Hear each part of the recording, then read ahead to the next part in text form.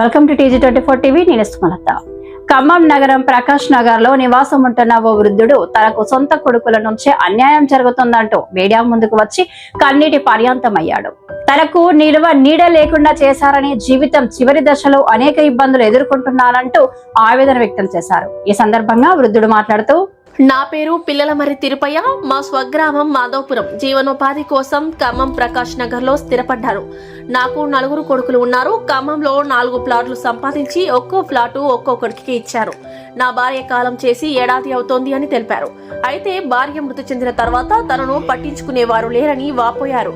4 కొడుకులలో 3 కొద్ది రోజుల పాటు మాత్రమే మంచి చెడు చూశారు. కానీ నా కొడుకు భాస్కర్ మాత్రం నన్ను పూర్తిగా పట్టించుకోవడం లేదు. అతని వల్ల నేను తీవ్ర ఇబ్బందులు పడుతున్నాను అంటూ వేదన వ్యక్తం చేశారు. తన సమస్యపై పరిష్కారం కోసం పలుమార్లు కుల పెద్దలను కూడా ఆశ్రయించారని, అయినా ఎలాంటి న్యాయం జరగలేదని తెలిపారు. చివరకు మీడియా ముందుకు రావాల్సి వచ్చింది. నాకు తగిన న్యాయం చేయాలి. ఈ వయసులో నాకు రక్షణ, ఆశ్రయం కావాలి అంటూ వృద్ధుడు కన్నీటితో మీడియాను కోరారు. ఇప్పటికైనా సంబంధిత అధికారులు, సామాజిక సంస్థలు స్పందించి ఈ వృద్ధుడికి న్యాయం చేయాలని స్థానికులు కోరుతున్నారు. మాదాపురం మాది గ్రామం. ఇక్కడ ఖమ్మంలో ఇల్లు ఉంది. ఇక్కడ నలుగురు కొడుకులకి 4 ఫ్లాట్లు ఇచ్చిన. అక్కడ 16 ఎకరాల భూమి సంపాదించినాం. 2.5 చొప్పున మట్టికి వాటా వస్తుంది ఇచ్చినాం. దానికి ఇప్పుడు అన్నం నా భార్య చచ్చిపోయి 1.5 సంవత్సరం అయింది. 14 నెలలు ఇప్పటికి భార్య చచ్చిపోయి.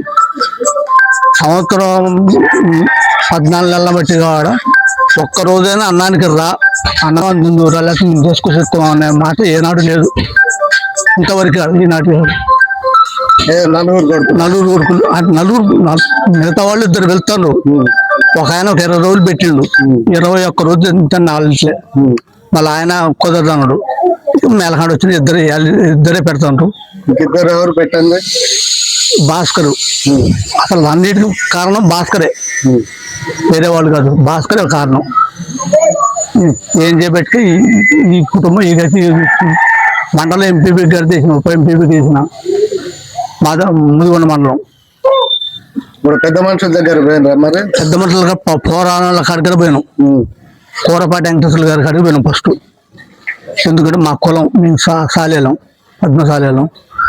ఆ కుల సందర్భంగా పోతే సార్ రమ్మని పిలిచి 4 నెలలు 5 నెలలు వాళ్ళ ఇంట్లోనే కూర్చోబెట్టి మాట్లాడిండు. అరే ఇది పద్ధతి కాదురా, నానంటే ఏంది, ఊళ్ళల్లో అందరికీ తెలుసు. ఆయన మండలం మొత్తం వెనకాడ పరుగు పద్దని చెప్పినా కానీ ఏ మాత్రం కాదు వినలే.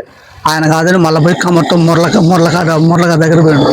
సరే ఆయన కాడికి పోదాం పనిపోయాను. ఆయన కాడికి పోయినాక ఆయన చెప్పిండు, బ్యాంక్కి అప్పు ఉంది కొద్దిగా, బ్యాంక్కి అప్పు నువ్వు కట్టాల్సింది, నువ్వు తీసుకున్నావు కాబట్టి నువ్వు కట్టాలి అని చెప్పిండు. నేను కట్టను. మళ్ళా వచ్చి కట్టకుండా మేలకాండి ఇప్పుడు వాయిదాకి రమ్మమంటారు. నాకు ఇంకా బాధ ఉంది. పెట్టాడు వెళ్ళాడు. నేను నా ఇంట్లో నేను ఉండటం కావడం. మళ్ళీ నన్ను ఏమన్నాడు, ఆ భూమి ఎకరం భూమి ఉంది నాకు, ఎకరం భూమి దాన్ని దున్నేకుండా చెప్పిన కుదిరిపోయాము అని ఏరే వాళ్ళతో అని చెప్పడం కడుగుతుంది. ఎకరం నేనేమంటున్నట్టు ఎకరం అమ్ముకున్నాను తింటాను, నేను మేలకాడ ఉంటా. నాకు పెట్టొద్దు వద్దు అనగాడు అన్న. అమ్మనేటాడు. చెప్తే నీకు అన్నం పెడతాం, అట్లానే పెట్టలే. హాయ్ అండి, నేను మీ Satyasri. Please do subscribe TG24 TV.